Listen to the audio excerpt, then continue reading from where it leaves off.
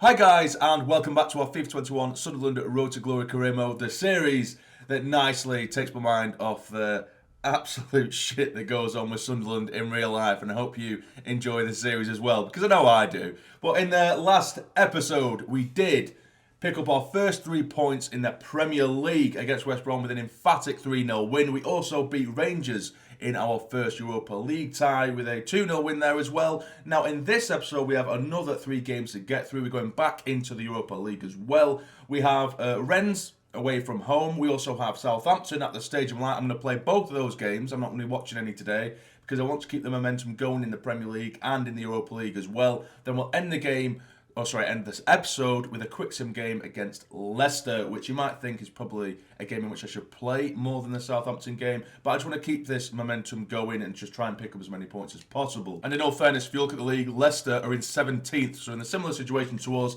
and Southampton are in 6th, so I kind of want to test myself there and pick up a quick 3 points to start the episode off with. As I did say a couple of episodes ago when things really weren't going well, I said I wanted to practice and have been doing off camera. I've done a little bit of practice. I'm playing a good 2 or 3 games a day pretty much when I'm not at work, all on ultimate difficulty, and I'm getting used to it bit by bit. But we'll have to see how we get on today at the Stadium Light. Can we pick up our first win at the Stadium Light? That's something. We won away from home against West Brom at the Hawthorns in the last episode. Can we get 3 points at the Stadium Light? Now, this is the line I'm going to go with. It's something a little bit different, but I have been tinkering around when I have been practicing with different formations, and this one seems to work relatively well. It's not something I'm going to stick with. It's more of an experiment. Probably not the right time to experiment, given the circumstances in the league. But I've gone with Van der Voort in goal, Hume, Adebayor, Mavropanos, Lamptey. French will be starting on the left-hand side because he can play in so many places. He's got left midfield under his belt. He can play on the right wing as a cam, as a centre-forward and a striker. He's got so many positions he can play in. Bryce there, as you can see. Usually I play him as a central midfielder, although he can play as a cam as well. João Pedro up top. I was originally going to go with João Pedro and Ricky J. Jones because they look brilliant, absolutely brilliant in the last episode. But unfortunately, Ricky J. Jones isn't fully fit. If it feels a bit weird and we can't really get into a rhythm in this formation, I'll change it immediately. But I'd like to see Bryce start with the likes of Carvalho and Gravenberch as well. And because Bryce has that potential to be special, I want to get him as much game time as possible. I don't want to waste that status. And if we don't use him as much, he may end up going back to just an exciting prospect next season. I don't want that to happen. So let's go into this game against Southampton. They have some decent players in there. Redmond, of course, we know of. Zaniolo, very good player. Some very good players. Let's get into it. And here we are at the Stadium Light. It's absolutely pouring it down. It's a miserable day, but will it be a happy day come the end of this game? William Carvalho, of course, leading the line with the captain's armband. He's been so good and a lot better than I thought originally. I thought I was kind of shoehorning him in purely because of his rating when I did see him on the free agent list. But he's been absolutely brilliant. Despite how slow he is, he's been so good. And I think putting Bryce just in front of him takes the pressure off him a little bit. It crowds the midfield out and it gives us more options to try and thread the likes of João Pedro through. Is this going to be a correct decision? We shall see. Come on, lads. It is Gravenberch now driving forward, try and feed João Pedro. Can he turn? Can he find his man? He does find Carvalho. Oh, his passes let him down a bit there, but now can he flick it back inside? Gravenberch. Oh, Carvalho there slowed that down a little bit with that pass and that touch, but now here is Hume. Couldn't help him out. Haydn player just runs straight towards the player rather than making a run off the ball. Frenchie on the left-hand side now. Pulls it back for Gravenberch. Can he take it past his man? It is Gravenberch. He lashes at it. It's been blocked. The first real opportunity of the game. Well played. Get it out wide. There we are. One more time to Madueke. Now here's Madueke. Down the line. Flick it back inside if you can. He does. One more time. It is Carvalho. Can he pull it back and sweat it? Surely. Finish. It's in. It's 1-0. It's a lovely goal. It's a lovely finish. And Frenchie, he scores wherever he plays. Get in. It's been a really bright start. We've just been crowding them out in midfield. Frenchie's been left completely free. It's his weaker right foot, even though I think he's got 5-star weak foot now, I believe. But he's finished it absolutely beautifully past the keeper. Get in. What a start. We're getting into a rhythm now, guys. I told you, whenever we go up a difficulty, we start really badly. Maybe not quite as badly as we did this season in comparison to the previous seasons. But we always manage to pick it up and get used to it. We just need to ride the storm and come out the other end. Origi now. It's going to be dangerous. We managed to get the deflection on. Get it out wide. That'll do. One more time. Make your move. It is João Pedro now. It's been brilliant. over the last couple of episodes. Still João Pedro, doesn't have much support. He cuts inside. Still João Pedro. Still João Pedro. Can he get a shot off himself? He can. Oh, and it's gone just wide of the far post. Now here is Madueke, who's been awesome as well this season. Can he cut inside? We love to cut inside. Can we whip it? I can see a man free in the middle. It is Carvalho, edit. Oh, it's a great save.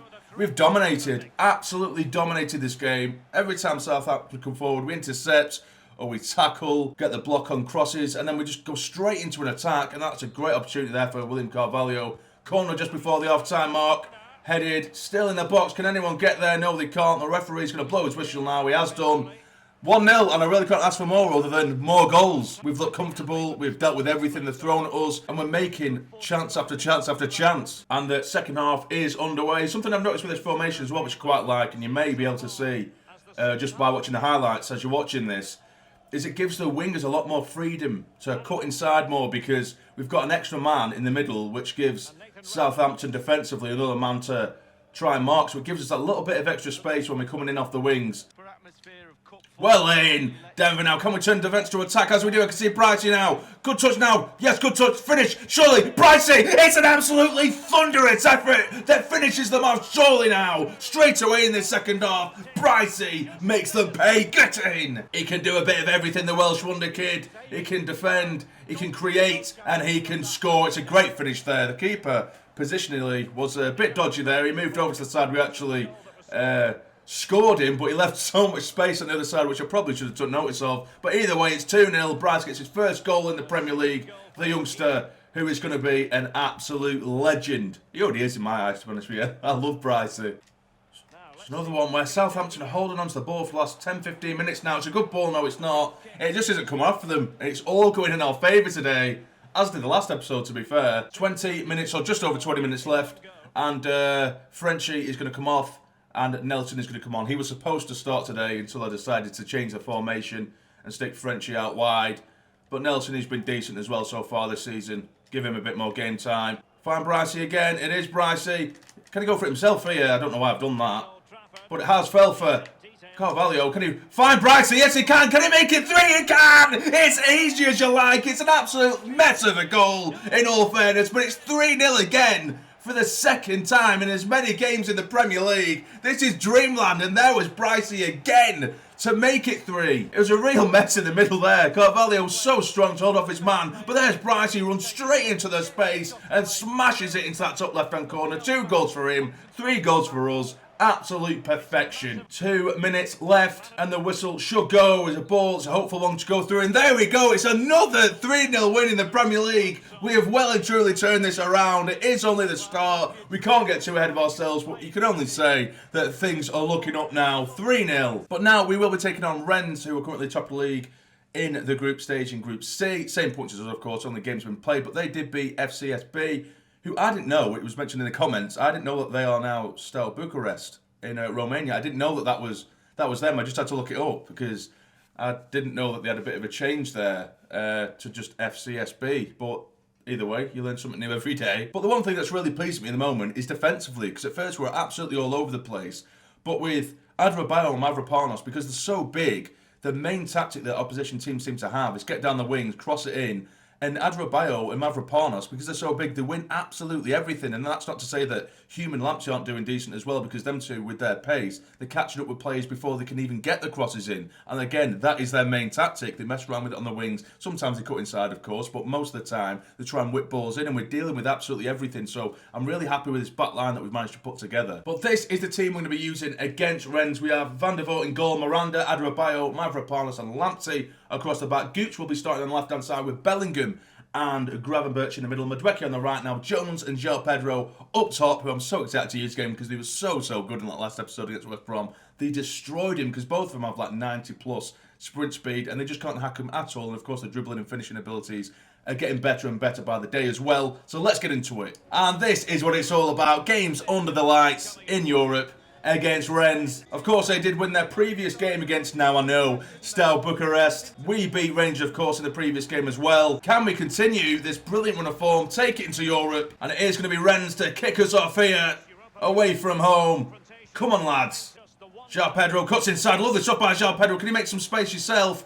Should have noticed the run there. There we go. Lovely play. It's Lamptey now. Can he drive across goal? He just tried to. That was a cross. That was like a shot into the side netting. Rafinha there for Rennes. Their key player. Great challenge there again. One more time. There we go. It's Gravenberch going to get there first. No, he can't. Oh, yes, he can. The referee hasn't given a foul for some reason. He's absolutely hacked him down there. And it is Madueke. Can he cut inside? Yes, he can. It's still Madueke. Help him out. Oh, he's tried to play the cheeky pass in. Defensively looking a little bit better than Southampton. Rennes, if I'm being honest. Turn your man. It's a good touch there by João Pedro. Latches at it. Now it's Bellingham, the young lad. He's tried it himself, and it's another good save from the keeper. Really good, forceful attacking play. Gravenberch with the ball in. Can we get heading it? Yes, we can. It's off the line and cleared away. God, how much better we've been over the last couple of episodes. We need to score, though. Ricky J. Jones onto his mate. João Pedro back to Ricky J. Jones. He's got that pace. Hold it up, son. Turn inside. It's Ricky J. Jones. It's in. It's 1-0. It's a beautiful finish. Lovely piece of individual magic. Get in, son. This side is just getting better and better and better. And I'm so excited to see how well João Pedro and Ricky J. Jones grow this season, because them two up top are ridiculous. He dummies it, cuts inside quickly before he can even put the challenge in. And it's a lovely finish with his left foot. Well in, son. Here's Gravenberch's turn. Play the ball. It didn't look like it was going to be a good ball, but it has fell for Madueke onto Jones. He's got a bit of space here. Left footed. It's a lovely finish. It's an absolutely beautiful finish. We've split them open down the middle. Madueke cutting inside. And what a finish that was. He's actually hit it with the wrong foot. I thought he might go the other way, but he's stuck to his left foot. And it's flowing into that top corner. Look, I thought he might just keep it on his right foot and shift it. But no, he's just bent it perfectly into that top corner.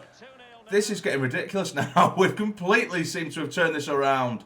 Lamina holding up the play now for Rennes. Get over to him. Zaracho, if I remember correctly, in our last series, actually got a deal and a transfer to Arsenal, and he was ridiculously good. Oh, now holding on to it. Go over to him. Oh, shit. Now, here we go. Get into him. Get into him. No foul, no foul, no foul. Go over to him. Get over to him. It's a good chance. Dive in. Oh, no. What are they doing here? They're wrestling all the way through. I couldn't get past him at all. I couldn't get into him. It was so strong there. It's a good save at the near post. Come on, come on, come on, come on, come on, come on. This is what they do. They shift it over. Please, no. Oh, there we go. The whistle has gone. It's 2-0. Only towards the sort of last 5-10 minutes did Rennes look interested in the game. But other than that, we've absolutely dominated them.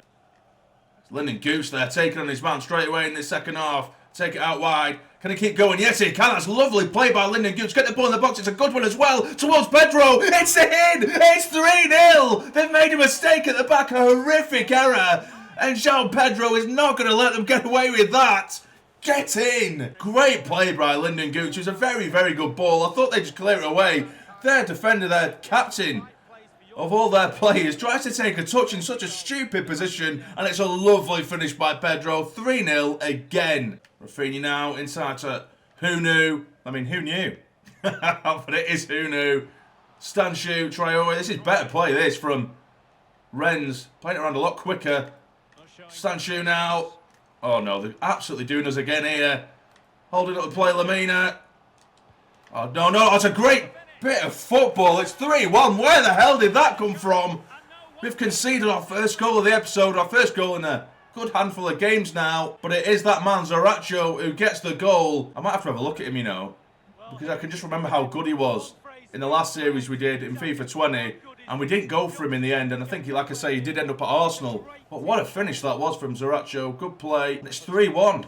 Makes it a little bit nervier in this second half. Bellingham now. Inside. Nice football this. Can he find him again? Back towards João Pedro. Lovely football. Still João Pedro. Can he finish it? Yes, he can. It's an absolutely gorgeous finish. A gorgeous goal. And that's got a Brazilian striker written all over it. Get in. It's an immediate response from conceding that goal. What a lovely bit of play that is between Jones and João Pedro. Lovely, lovely finish. What a Brazilian goal that was. Gorgeous. Terrier. Or Terrier, as the commentator just said, coming down this left side. Hold him up. Zaracho now, their main man. I really, really like the look of him, and I've just said it, but I really do. I don't know why. I think just those memories of him playing for Arsenal in the last series have just come flooding back. And he used to score against us every time we played him. Oh no, it is Zaracho now. Takes on his man. Well played this time by Mavropanos. The fans calling for a penalty, and I don't blame him. It was a bit hard, that challenge, but we've given the ball away now. Zaracho back to Camavinga, get it away, headed. One more time, lads, please, don't mess around with it. They seem to be so much better in the second half. I don't know what the manager said to him at half-time, but it seemed to be a changed side. It's a ball down the centre, and it has split them. It is João Pedro. Can he maybe get one? Again, it's a good effort. He had to shoot there because Ricky J. Jones was marked out the game. Really greedy, but why not? When he's on form, you never know. That could have crept in. Inside for Janssen. Back to Terrier. There's a good football now. Camavinga again. Cuts inside. There's a lovely football from them. Oh, thank God the keeper got there. I think I've been a little bit too blasé in this second half. Giving them opportunities. There's a man down the centre I can see. Get it away. Well in Mavropanos. Defending like champions here. Oh no, there's a good chance. It's a good save. Get it away. My God. Try and send him. He just find Miranda now in this strange position for him. And again, one more time. It's João Pedro. Is this going to be his hat-trick? João Pedro. There we go. It's 5-1. Absolutely incredible play. Turning defence to attack yet again. Send everyone forward. The second we win the ball, everybody seems to pile forward. And João Pedro's getting on the end of everything today. 5-1. Got acres of space there and has lashed it home. There's our hat-trick hero, João Pedro.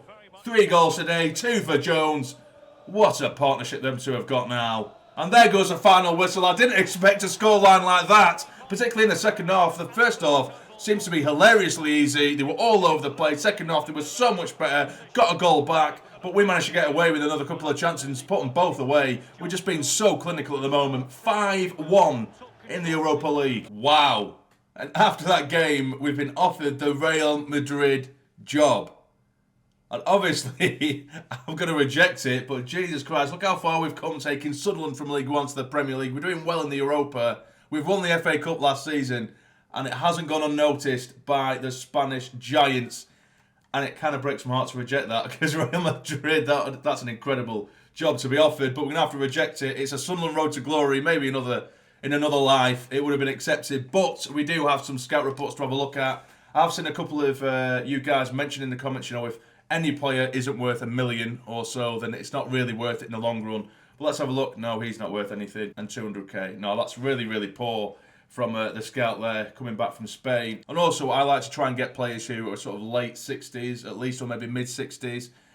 Maximum or minimum, should I say, because then you're definitely onto something. And no, the second group of lads aren't much better either. That's quite disappointing, that, considering we've got 5-star judgment in scouts. That's a big bunch of really bad players that have been put back in front of us. But now we are going back into the Premier League. It's a game on a Sunday, which, again, it's irrelevant. I don't know why I keep focusing on times and dates and stuff today. I don't know why. But either way, we are going to be quick simming this game against Leicester. They have such a good squad as well. I'm surprised they're doing so badly with the likes of, Poulsen, Tillemans, Ward-Prowse, Locatelli, Demirel there, a very, very highly rated centre-back. Barnes, Justin, Schmeichel, of course, in goal, as we all know anyway. But I have had to use a very mixed bag of players for this starting 11 due to fitness reasons, and we are going to be quick simming it. If we lose, we lose. We've had enough positivity in this episode for one day, I think. Might be getting a bit greedy. And we win, though. We win by 2-1. And it's Roberts who gets his first goal for the club, I do believe. I think it is anyway in the Premier League. Quick simmed, 89th minute. He saved us there. Sims scored after just 6 minutes, and Tillemans got one back just before half-time. And there is Patrick Roberts saving the day to make it 3 wins from 3 in this episode. Get in! How things can change, eh? How things can change. And look how much better the league table looks now, just after a couple of wins. We're currently in 7th place, 12 points. We're only 3 points, or a couple of points, off the top 4, which is mad considering we will linger around the bottom 3 for the opening 2 or 3 episodes. But we're now in 7th place. Manchester City, top of the league still, level on points with Manchester United, Liverpool, Chelsea in the top 4 as well. Crystal Palace in 5th. Aston Villa seem to have slipped away a bit after they did start just in the top 4 for the first few games. But the bottom 3, we do have Watford, Brighton and West Brom, with Newcastle not far away from them as well, which I'll keep my eye on, of course, throughout the season. But that'll be it, guys. If you have enjoyed this episode, please hit the like button for me. It'd be massively, massively appreciated. And subscribe to the channel if you're not already to become a fully fledged member of the Sassy Army. But for now, you take care and stay jamming.